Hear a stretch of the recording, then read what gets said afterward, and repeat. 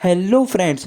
तो आज की शुरू में हम लोग जानने वाले कि कैसे इलेक्ट्रॉन्स, प्रोटॉन्स और न्यूट्रॉन्स की हुई थी डिस्कवरी, यानी दुनिया को इनके बारे में कैसे पता चला। तो सबसे पहले मैं आपसे एक्सपेक्ट करता हूँ कि आपको एटम का बेसिक स्ट्रक्चर तो आप पता ही होगा। अगर आपको नहीं पता तो मैंने इस पर एक शॉर्ट वीडियो भी डाला है, आप देख सकते हो। तो चलिए बिना टाइम वेस्ट किए करते हैं वीडियो की शुरुआत। तो सबसे पहले हमारा पार्टिकल है इलेक्ट्रॉन। सबको पता है इलेक्ट्रॉन कौन से पार्टिकल्स होते हैं, जिनके पास होता है नेगेटिव चार्ज। इनकी डिस्कवरी की थी जोसेफ जॉन थॉमसन, ये रहे वो महाशय, प्यार से बोलते हैं जे थॉमसन। इन्होंने डिस्कवर की थी 1897 में। इन्होंने कंडक्ट किया था डिस्चार्ज ट्यूब एक्सपेरिमेंट इलेक्ट्रॉन्स को डिस्कवर करने के लिए। तो बेसिकली इस एक्सपेरिमेंट के अंदर उन्होंने एक ट्यूब लिया था और उसको कनेक्ट किया था एक हाई वोल्टेज बैटरी के साथ। ये आप देख सकते हो, इसका वोल्टेज बहुत हाई था। और इन्होंने उस ट्यूब को एक वैक्यूम पंप से भी कनेक्ट किया था, जिससे एयर का जो प्रेशर था वो एकदम लो कर दिया था। तो आप देख सकते हो इमेज के अंदर एक साइड हमारा बन गया कैथोड, जो बैटरी के नेगेटिव टर्मिनल से कनेक्ट है, और जो पॉजिटिव टर्मिनल से कनेक्ट है वो हो गया हमारा एनोड। और इन्होंने ना क्या किया था, एनोड के पीछे जिंक सल्फाइड की लेयर लगाती थी। ये जिंक सल्फाइड की लेयर क्या होती है, मतलब बेसिकली इस पर कोई भी पार्टिकल्स टकराते हैं ना तो ये ग्रीन कलर का रिफ्लेक्शन करती है। तो जैसे इन्होंने इलेक्ट्रिसिटी पास की तो उन्होंने देखा कि एनोड के पीछे तो ग्रीन ग्लो आ रहा है। इसका मतलब कुछ तो रेस आ रही है कैथोड से जो एनोड की तरफ जा रही है। अब क्योंकि ये नेगेटिव टर्मिनल से पॉजिटिव टर्मिनल की तरफ जा रही है, इसका मतलब इसके ऊपर होगा नेगेटिव चार्ज। और जब इन्होंने ट्यूब के आजू बाजू एक और बैटरी के टर्मिनल्स रखे तो इन्होंने नोटिस किया ये जो रेस है ये अट्रैक्ट हो गई पॉजिटिव टर्मिनल के साइड। तो इससे इन्होंने फाउंड किया कि ये रेस के अंदर है इलेक्ट्रॉन्स मतलब कि नेगेटिवली चार्ज पार्टिकल्स।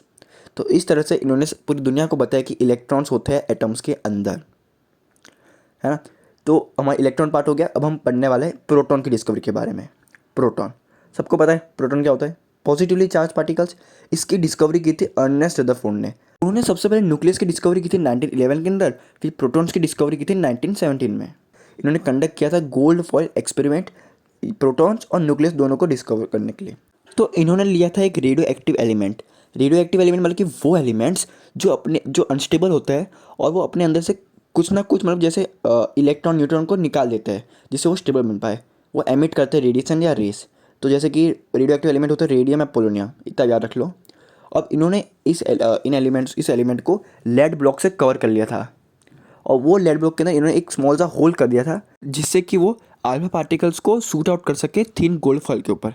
अब आप सोचोगे अल्फा पार्टिकल्स क्या होता है, मतलब कि ये वो पार्टिकल्स होते हैं जिसके अंदर होते हैं दो न्यूट्रॉन और दो प्रोटॉन, मतलब कि दो न्यूट्रल चार्ज वाले पार्टिकल्स और दो पॉजिटिवली चार्ज वाले पार्टिकल्स। इस पूरे को बोलते हैं हम अल्फा पार्टिकल। तो इन्होंने शूट किया था ये अल्फा पार्टिकल्स को थिन गोल्ड फॉइल के ऊपर।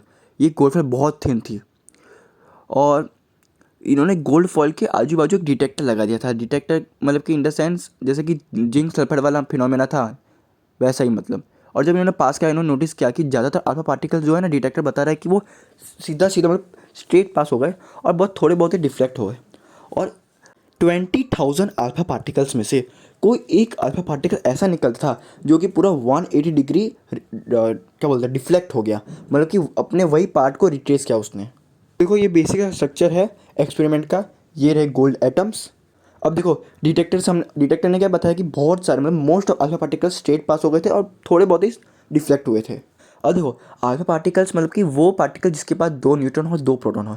न्यूट्रॉन का अपना चार्ज तो होता नहीं है, लेकिन प्रोटॉन के पास पॉजिटिव चार्ज होता है। इसका मतलब अल्फा पार्टिकल पे कितना चार्ज हुआ, पॉजिटिव चार्ज हुआ। अब देखो क्योंकि थोड़े बहुत पार्टिकल डिफ्लेक्ट हो रहे थे, इसका मतलब एटम के अंदर जो पॉजिटिव चार्ज है उसने बहुत कम स्पेस ऑक्यूपाई की है, क्योंकि पॉजिटिव चार्ज हमेशा रेपेल करते हैं, बल्कि एक दूसरे से दूर जाते हैं। और तो और क्योंकि थोड़े बहुत पार्टिकल तो पूरा 180 डिग्री रिफ्लेक्ट होगा, इसका मतलब ये पॉजिटिव चार्ज नहीं पूरा मास अपना एटम का रखा हुआ है। तो रदरफोर्ड ने ऐसे ही बहुत सारे ऑब्जर्वेशंस देखे और उन्होंने कंक्लूड किया कि एटम के सेंटर में होता है न्यूक्लियस, और न्यूक्लियस के अंदर होते हैं पॉजिटिवली चार्ज पार्टिकल्स जो कि होते हैं प्रोटॉन्स। तो अब बारी है न्यूट्रॉन्स की। न्यूट्रॉन मतलब वो पार्टिकल जिसके पास खुद का चार्ज नहीं होता है। इसकी डिस्कवरी की थी जेम्स चैडविक ने 1932 में। ये रहे वो महाशय, और इन्होंने कंडक्ट किया था बेरिलियम बॉम्बार्डमेंट एक्सपेरिमेंट न्यूट्रॉन्स को डिस्कवर करने के लिए। तो बेसिकली इस एक्सपेरिमेंट के अंदर इन्होंने लिया था एक रेडियो एक्टिव सोर्स मतलब वही एलिमेंट जैसे कि रेडियम और पोलोनियम। फिर उन्होंने एमिट किया था मतलब शूट आउट किए थे अल्फा पार्टिकल्स किसके ऊपर, बेरिलियम की थिन शीट के ऊपर। फिर उन्होंने नोटिस किया कि जब ये अल्फा पार्टिकल्स बेरिलियम से पास हो रहे थे तो कोई ऐसे रेडिएशन निकल रहे थे, अननोन रेडिएशंस, जिनका खुद का कोई चार्ज होता ही नहीं है, बल्कि न्यूट्रल पार्टिकल्स थे। क्योंकि इन्होंने कैसे पाया, क्योंकि अगर इसके आजू बाजू अगर आप पॉजिटिव और नेगेटिव टर्मिनल रखोगे बैटरी के, तो ये ना तो पॉजिटिव टर्मिनल की तरफ अट्रैक्ट हो रहे थे और ना ही नेगेटिव टर्मिनल की तरफ अट्रैक्ट हो रहे थे।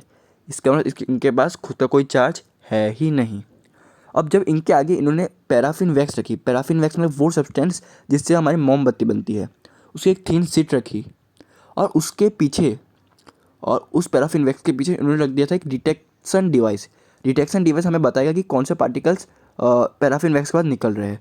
तो जैसे इन्होंने डिटेक्शन डिवाइस रखा, तो डिटेक्शन डिवाइस ने बताया कि जब ये जो अननोन रेडिएशंस पैराफिन वैक्स से गुजर रहे थे, तो उसके बाद जो निकल रहे थे पार्टिकल्स वो थे प्रोटॉन्स। इसका मतलब ये जो अननोन रेडिएशन के पार्टिकल्स है, ये जाते थे पैराफिन वैक्स के अंदर, फिर जैसे ही पास होते थे तो उसके बाद प्रोटॉन्स निकल जाते थे। इसका मतलब ये पार्टिकल्स इतने भारी थे कि ये जो पैराफिन वैक्स के जो प्रोटॉन्स है उसको डिस्प्लेस कर रहे थे।